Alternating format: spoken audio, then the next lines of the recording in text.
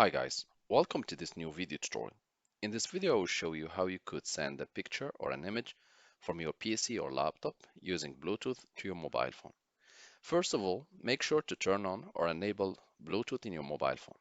The next step, go to the search tab and type Bluetooth.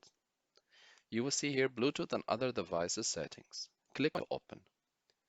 Click under Bluetooth on the button to turn it on. And as a next step, click add Bluetooth or other devices. Select the first option or click on it, Bluetooth, mice, keyboards, and wait few seconds until your phone appears. You should see the name of your mobile phone appearing.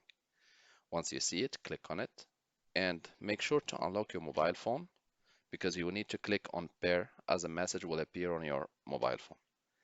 Click again connect and click done.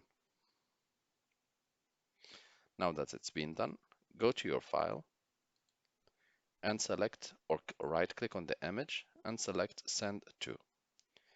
You will see Bluetooth device, click on it, select your phone and click next.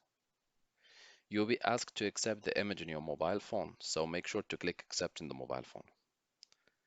Done. You can click finish. Now you can check the image in your mobile phone.